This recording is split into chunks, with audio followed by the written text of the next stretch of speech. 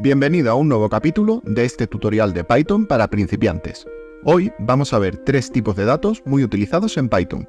Algunos los hemos nombrado ya en capítulos anteriores, pero otros son nuevos: las cadenas, las listas y las tuplas. Vamos a empezar construyendo una cadena. Una cadena de texto no es más que un conjunto de caracteres. Una lista es un conjunto ordenado de elementos. Para declarar una lista, metemos los elementos que la van a componer entre corchetes y los separamos por comas. En este caso, hemos declarado una lista de cadenas de texto. Una tupla también es un conjunto ordenado de elementos, pero a diferencia de la lista, es inmutable. Esto quiere decir que una vez que se ha creado la tupla, no se pueden añadir, editar ni quitar elementos. Las cadenas de texto también son inmutables.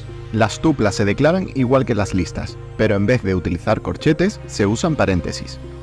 En las cadenas, en las listas y en las tuplas, el acceso a sus elementos se hace utilizando el operador corchete. Se escribe el nombre de la variable y después, sin espacios y entre corchetes, un entero indicando la posición del elemento al que se quiere acceder. A este número se le llama índice. Recuerda que en Python los índices empiezan por 0. En el siguiente ejemplo vamos a acceder al primer elemento de nuestra cadena, tupla y lista. Las cadenas son conjuntos de caracteres, por eso si accedemos al primer elemento estamos accediendo al primer carácter, que en este caso es una R.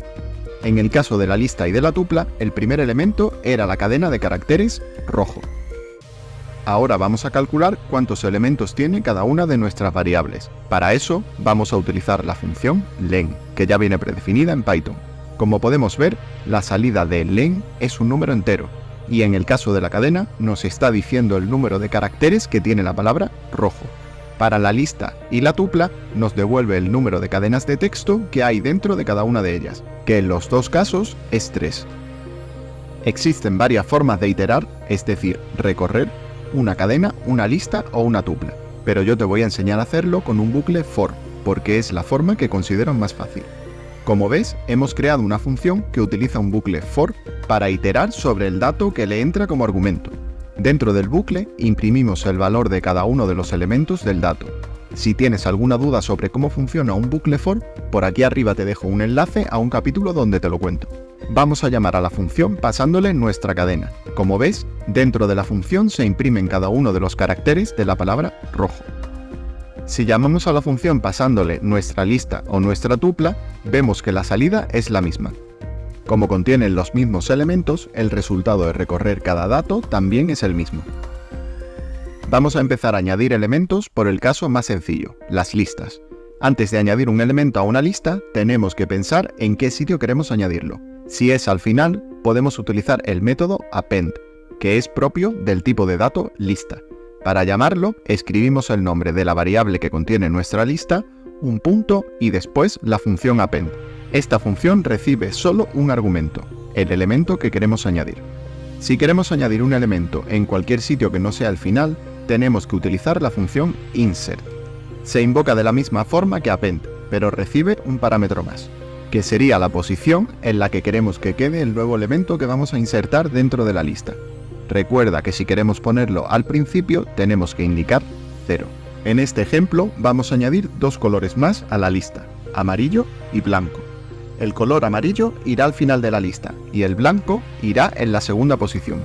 Llamamos a append pasándole el color amarillo y llamamos a insert pasándole la posición 1 y el color blanco. Como te he comentado antes, la primera posición se indica con el índice 0. Por tanto, la segunda posición se indica con el índice 1. Vamos ahora con las cadenas. Al ser un tipo inmutable, no se pueden modificar una vez que hayan sido creadas.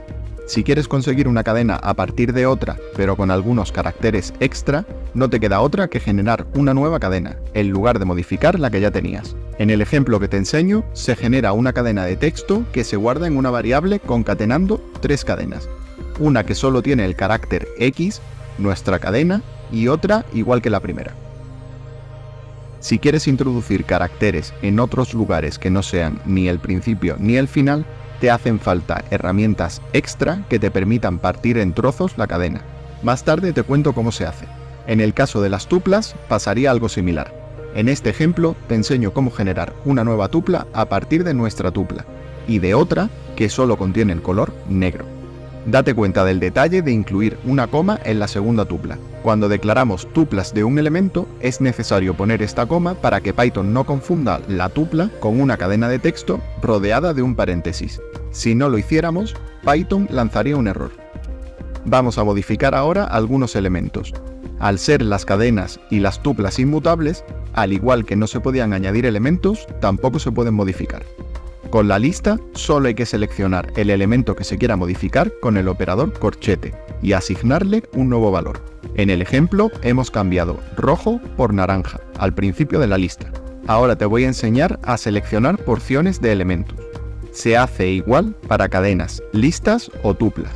En los tres casos, el resultado de la selección es un objeto del mismo tipo, pero que solo contiene los elementos que se han querido seleccionar.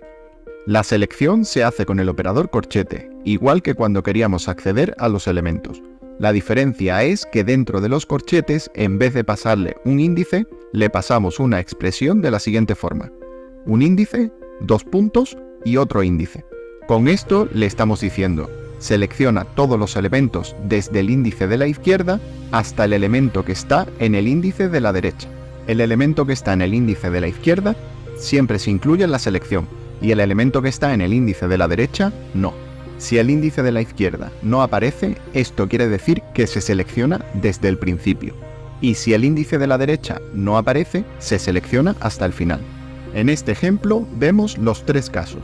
En el primero, seleccionamos los caracteres de nuestra cadena que están entre los índices 1 y 3. Recuerda que el carácter que está en el índice 3 no se va a incluir. En este caso, no se seleccionaría la primera R y se seleccionaría la primera O y la J. En el siguiente ejemplo, seleccionamos todos los elementos de la lista desde el que está en el índice 2 hasta el final. Como azul está en el índice 2 y ya no hay más elementos, se selecciona solo ese. Por último, en el tercer ejemplo, seleccionamos en nuestra tupla todos los elementos desde el principio hasta el índice 2. Recuerda que el elemento que está en este índice no se va a incluir. Como el elemento rojo es el que está en la posición con índice 0 y el elemento verde es el que está en la posición con índice 1, estos serían los elementos que se seleccionarían. Espero que te haya resultado útil el vídeo. Si no te quieres perder el siguiente vídeo, no te olvides de suscribirte y activar la campanita. Nos vemos en el siguiente capítulo.